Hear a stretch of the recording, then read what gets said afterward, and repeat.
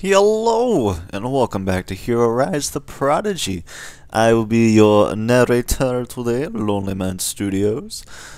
Hero Rise the Prodigy by Zachary Sergi. Thank you so much for making this game. It's a very old one, but we love it anyways. Here's our stats as of the last time we played. It has been quite a bit. So 60 Justice, 40 Fame, that's fine. Lawful to Lawlessness. I definitely need to get Lawlessness up, I believe, in my opinion. Just help me out there. Defensive, offensive, I'd rather be defensive, saves you in a fight. And team player versus soloist, I don't know why that was ever, I think it was 50-50, and then although I was doing a lot of solo acts, I kept going to team player. Powers 88, that's fine. My health went down from when I got the demotion in my legend. I have broke money, 277, and 8 families 90, Victim is 30, sidekick is 56. And if I recall, my sidekick is something rain. I know she controls water. Very, very clever there. And yeah, go from there. This is Chapter 9, Case Magic. As you leave the Vigilante, you have to squint against the rising sun. Morning has arrived already, but you're too amped for your mission to be tired. Your eyes adjust to the light in time to catch another flash out of the corner of your eye. Why does that keep happening? Is it some side effect of your energy? Powers you haven't experienced before? Or maybe someone's following you? You find your answer, however, as you look to the corner and see a woman waving at you. It's Sonja Chala, the reporter who published the Gravitas stories about you, and the bitch who took down your career. How long have you been following me, you ask as you approach, not in the mood for niceties, especially not with this woman. How long have you been seeing flashes? You can't quite spot, Sonja asks, speaking so quickly her words blur together. You always saw me now before I wanted you, for the record. Great. And thanks so much for the glowing article on the Gravitas case. I really enjoyed it. I don't create the facts, I report them, Sonja says impatiently. If you want a good story, do better next time. Oh, hell no. Sonja's eyes, suddenly flash bright with white light, taking a mental picture of you. Literally, it appears she has some kind of optic photographic power. The residual twinkling in her eyes catches of the dozen of gold bracelets lining Sonja's wrists. She's a short Indian woman with 2 thick braids of hair tied into a bun, wearing shades upon indiscernible shade of black. Her liquid brown eyes twitch back and forth, no doubt taking mental notes of your meeting. Anyway, I've been following you in in-depth piece, Sonja says, beginning to pace as she speaks. Oh, you should be flattered. Now I want to ask you if I could further access your life as a hero. Nothing to break your secret identity, of course, but simply permission to follow all of your in-costume escapades. Well, that's quite an offer. What do you think? I'm not really sure, but I do know that Sonja is probably getting to follow me no matter what I say, so I might as well say yes, never on my good side. I can't trust someone like Sonja. She's already trashed me once. Why wouldn't she do so again if given the chance? Press doesn't matter to me. No way am I giving someone like Sonja that kind of access. Fuck it, just say yes. Fine, but there will be conditions as to an excellent choice. Sonja cuts you off. I'll give you a heads up before the article comes out as a courtesy, but you won't be seeing me again. Before you can respond, there's another bright white flash, and when your eyes finally recover, Sonja is gone. Excited to see what kind of article Sonja will put together, you make sure to strike a pose while flying into the air just in case she's still watching. As you go, you also decide that your next move should be to...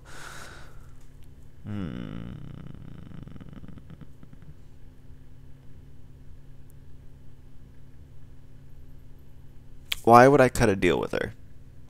That seems stupid. I remember that we're looking for Kirkpatrick's evidence pile, if I recall. Ugh. It's some nasty liquid, but that's fine. Looking for clues at the bar. Looking for clues at his apartment. Let's see. Chances are the police already went to the apartment, right? And at the bar, they probably already raided that place, giving the splice circle. So, I can't go in to cut a deal with her, though. She has mind powers, and I'll just become a ransom. Or a sex slave, which, not a bad call, but not the best.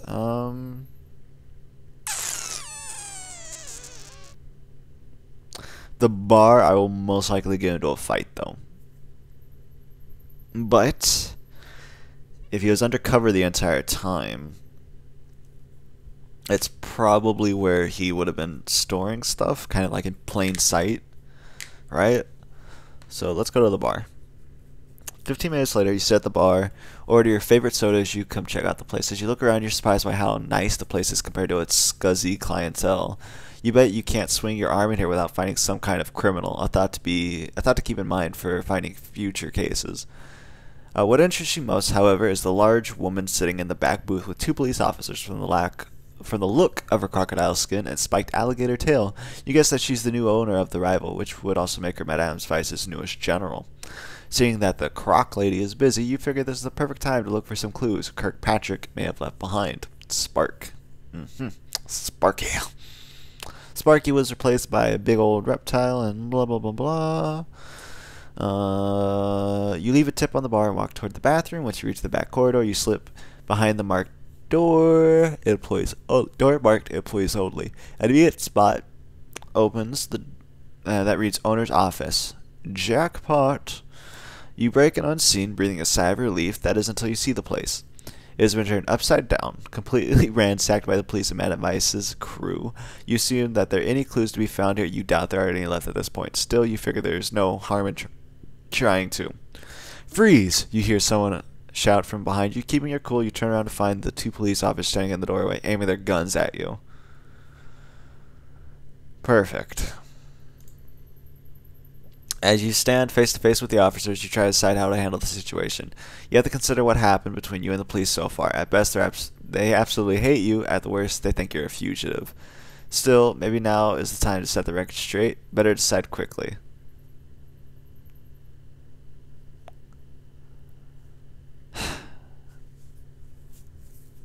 God damn it. I knew there was going to be a fight.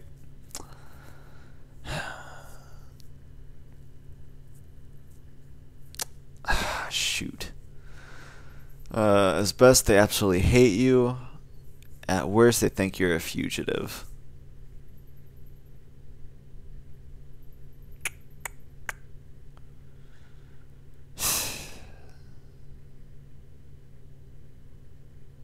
Fuck it, I'm running. Try to escape. You may have a good relationship with Officer Sanders, but you're not sure whether these officers will care about that, so you merely take flight, hoping to escape without any further altercation. He's moving, one of the officers shouts, "Fire!" Before you can react, electric tasers bolt your body. It starts to go black. Looks like the police were itching for an excuse to take you down, and you just gave them one. No.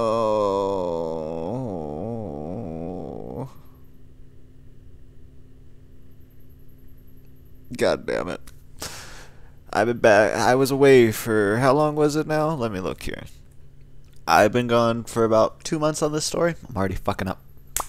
You wake up in the back of the police van fitted with handcuffs that nullify your powers. This is it. Your hero career has ended before you even had the chance to begin. The police will haul you off somewhere and charge you with any number of crimes, many of which you may actually be guilty of committing. Now you're going to be thrown in some Broward prison. Powered, just like your parents. You'll be disgraced, unable to clear your family name. Now, no. You think. You have to find a way out of this. There's no other option.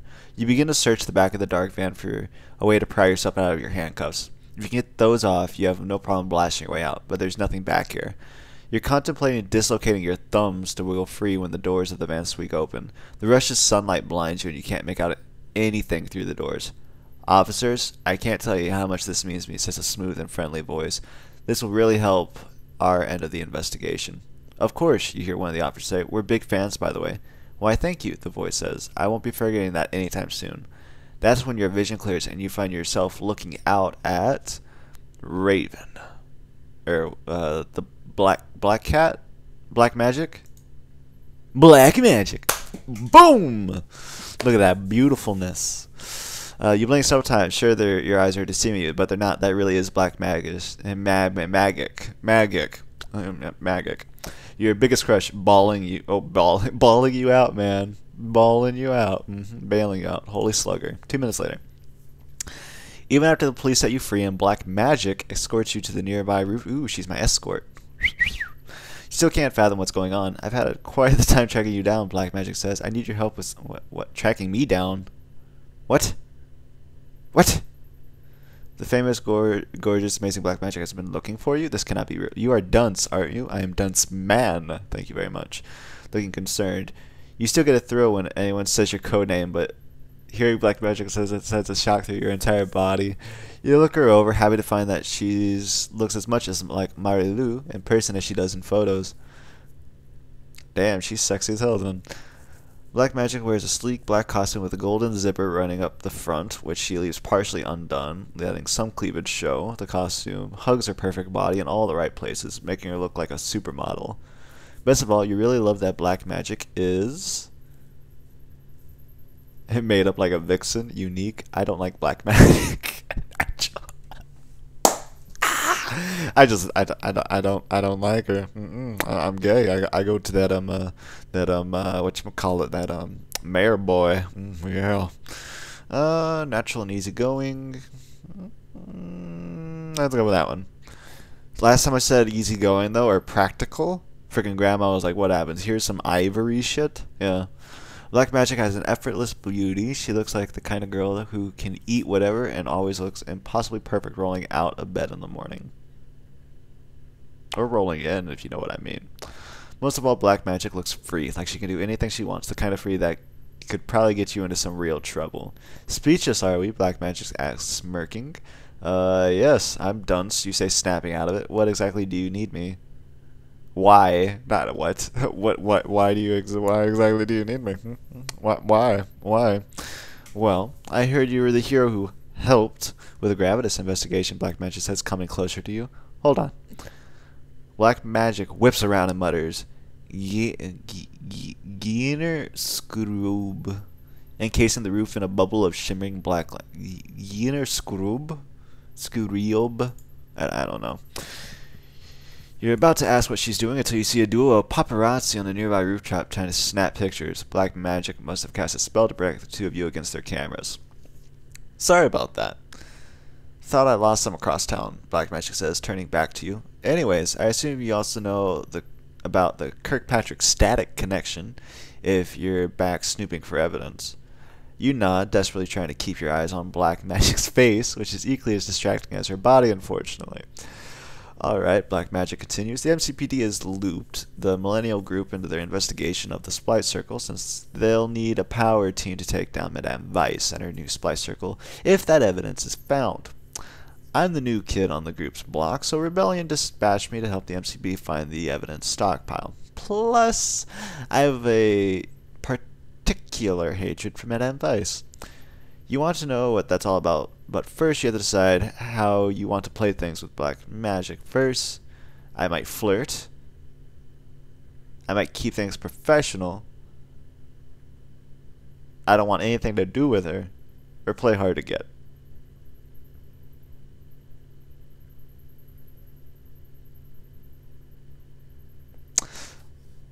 I'm gonna play hard to get.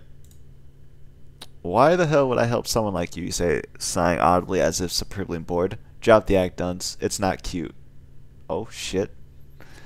The police let me go through static things. Getting back to business, even though they didn't find anything. I got some weird vibes off this pen, but I have no idea what this is. Black Magic pulls out a fancy black pen. Your eyes practically bulge out your head. There's a tiny golden orb at the end of the pen, same as the one that was on the tip of Madame Weiss's whip. It's a telelock. I was hoping that you might know what this is from your splice run-ins, Black Magic says, placing a hand on your shoulder, a touch that threatens to buckle your knees. Slugger, does she smell good? So does it ring any bells? I could ring a bell on you. Of course, if that is a telelock, it's probably the only way to access a secret place where Static has stockpiled as evidence against the Splice Circle. But if you tell Black Magic this, you'll have to work together, assuming she decides to include you in the next stage of the investigations at all. However, if you don't tell Black Magic, getting a hold of that pen might be tricky business. So, do you want to work with Black Magic? Yes, I'd love to work with Black Magic, and if I'm really lucky, the Millennial Group. No, I don't care about working with other heroes. I need that clue for myself. I don't mind working with other heroes, but I don't want to get involved with Black Magic. As long as I'm involved in this case, I don't care what I have to do.